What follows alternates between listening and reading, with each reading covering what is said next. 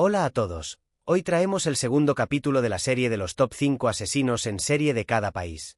En esta ocasión Brasil, con los siguientes asesinos. 1 Pedro Rodrigues Filho, Pedrinho Matador. 2 Tiago Henrique Gomes da Rocha, Eu Asesino de la Moto. 3 Francisco de Asís Pereira, el monstruo del parque. 4 José Tiago Correia Soroca, el asesino de Grindr. 5 Marcelo Costa de Andrade, el vampiro de Niterói. Pedro Rodrigues Filho, Pedrinho Matador. Pedro Rodríguez Filho nació en 1954 en Minas Gerais. Su historia comenzó incluso antes de nacer. Su padre golpeaba brutalmente a su madre embarazada, lo que dejó a Pedro con una lesión craneal. A los 13 años, cometió su primer asesinato, matando al vicealcalde de Alfenas por despedir a su padre injustamente. Poco después, mató a otro hombre que creía era el verdadero culpable. Pedro huyó a Mogi das Cruzes, Sao Paulo, donde formó una relación con una mujer llamada María Aparecida, quien fue asesinada por una banda rival. Esto desató una ola de venganza. Pedro mató a varios miembros del grupo uno a uno, consolidando su reputación como un criminal implacable. A los 19 años fue arrestado y confesó haber matado a más de 70 personas, muchas de ellas mientras estaba ya en prisión. Su historial en la cárcel es espeluznante. Asesinó a varios presos, incluidos violadores, pedófilos y su propio padre, a quien apuñaló 22 veces durante una visita en prisión y después le arrancó el corazón para morderlo, según su confesión. Alegaba hacer justicia eliminando a quienes consideraba peores criminales. Pasó más de 40 años en prisión. Fue liberado en 2007, reincidió y volvió a ser detenido, pero salió nuevamente en 2018. Más tarde, se convirtió en youtuber, hablando de crímenes y moral. En 2023 fue asesinado a tiros en Mogi das Cruzes, cerrando el ciclo de uno de los asesinos más temidos y extraños de Brasil.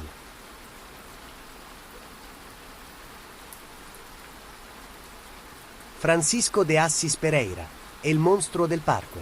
Francisco de Assis Pereira nació en 1967 en Sao Paulo. Tenía apariencia tranquila, modales suaves y trabajaba como repartidor y masajista.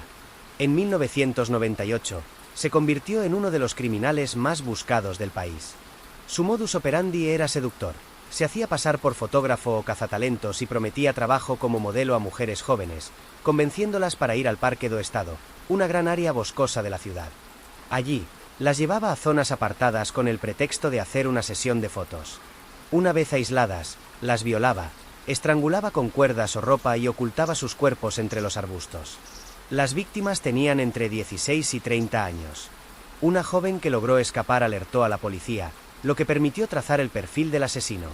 En julio de 1998, se hallaron los restos de 8 mujeres. Francisco confesó haber matado a 11, aunque sospechan que fueron más. Fue capturado en São Leopoldo tras varios días de búsqueda. Declaró haber actuado por odio hacia las mujeres, alimentado por traumas de infancia y relaciones fallidas. También confesó sentir placer sexual y emocional durante los crímenes. En prisión, afirmó que oía voces que le ordenaban matar. Fue condenado a 268 años de cárcel, aunque la ley brasileña limita la pena efectiva a 30 años. A día de hoy sigue preso, considerado uno de los asesinos en serie más peligrosos del país. Su caso marcó un antes y un después en la forma en que se abordan los crímenes sexuales en Brasil y dejó una huella imborrable en la memoria colectiva de Sao Paulo.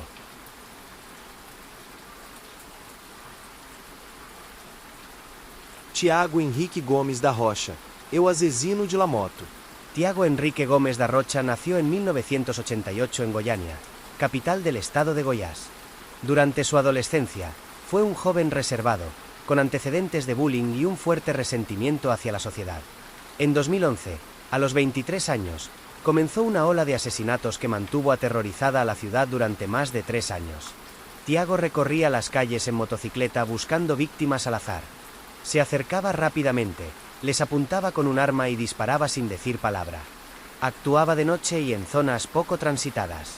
Sus víctimas fueron en su mayoría mujeres, homosexuales, indigentes y ciclistas, aunque él mismo confesó no tener un patrón definido. Alegaba sentir una necesidad incontrolable de matar para liberar su rabia. Fue detenido en octubre de 2014 tras una investigación que incluyó cámaras de vigilancia, análisis balístico y testigos clave. Durante su confesión, Thiago admitió haber asesinado a 39 personas entre 2011 y 2014. Declaró que sufría de impulsos suicidas, pero en lugar de matarse, descargaba su odio contra desconocidos. Dijo que no sentía culpa, solo una extraña paz después de cada crimen. En su casa se hallaron armas, objetos personales de las víctimas y anotaciones detalladas sobre los asesinatos. Su frialdad sorprendió a los investigadores. Fue sometido a peritajes psiquiátricos que descartaron enfermedad mental, y se le consideró penalmente responsable.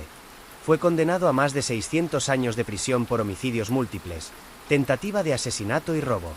Actualmente cumple condena en régimen cerrado.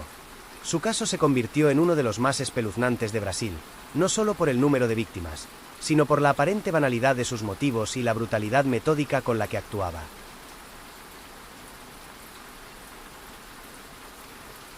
José Thiago Correia Soroca, el asesino de Grindr. José Thiago Correia Soroca nació en 1988 en el estado de Paraná. Durante años llevó una vida aparentemente normal. Era técnico en informática y tenía un hijo. Pero entre abril y mayo de 2021, su nombre se convirtió en sinónimo de terror para la comunidad LGBTQI en Brasil. Se le conoció como el asesino de Grindr por utilizar esta aplicación de citas para elegir y emboscar a sus víctimas. Su modus operandi era frío y calculador. Creaba perfiles falsos en Grindr, contactaba con hombres homosexuales, ganaba su confianza y concertaba citas en sus domicilios. Una vez dentro, los atacaba por sorpresa, normalmente por la espalda, los asfixiaba con almohadas o lazo, y luego robaba objetos de valor, móviles y tarjetas bancarias. Las víctimas eran siempre hombres jóvenes que vivían solos. En menos de un mes, mató a 3 hombres en diferentes estados del sur de Brasil. Robson Paim en Santa Catarina, David Júnior Alves Levício en Paraná y Marco Vinicio Bozana da Fonseca en Curitiba. Un cuarto hombre logró escapar y denunció el ataque, proporcionando la pista clave para su captura. Las autoridades compararon registros, imágenes de cámaras de seguridad y perfiles en redes hasta identificarlo. Fue detenido el 29 de mayo de 2021 en la ciudad de Curitiba. Durante su confesión, admitió los asesinatos y más de 5 intentos fallidos, siempre con el mismo método. Dijo que actuaba por odio a homosexuales, aunque también reconoció el móvil económico. Se le imputaron cargos por homicidio, tentativa de homicidio, robo y crimen de odio. A la espera de juicio final, permanece en prisión preventiva. Su caso desató un debate nacional sobre la seguridad en las apps de citas y la violencia contra la comunidad LGBTQI, generando campañas de prevención y revisión de protocolos en plataformas digitales.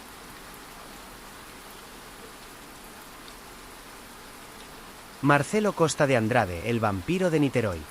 Marcelo Costa de Andrade nació en 1967 en Río de Janeiro, en el seno de una familia desestructurada, marcada por la pobreza y los abusos. Sufrió maltrato físico, fue víctima de violación en la infancia y pasó por reformatorios donde recibió más agresiones. Creció en un entorno hostil, sin afecto ni estabilidad. A los 24 años, comenzó una de las oleadas criminales más perturbadoras de Brasil.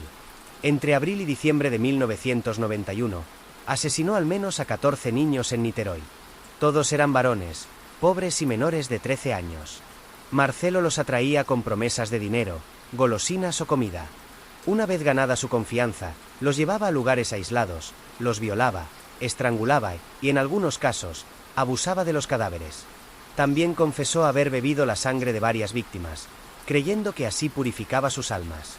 Durante su detención, relató que mataba por amor.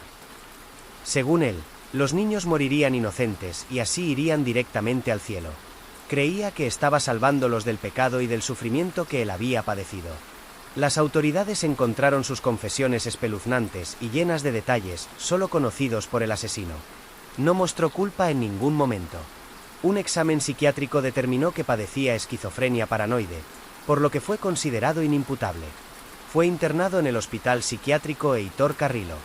En 1997 se fugó y permaneció prófugo 3 días, lo que desató el pánico en todo el país. Finalmente fue recapturado sin que cometiera nuevos delitos. Desde entonces permanece encerrado bajo estrictas medidas de seguridad.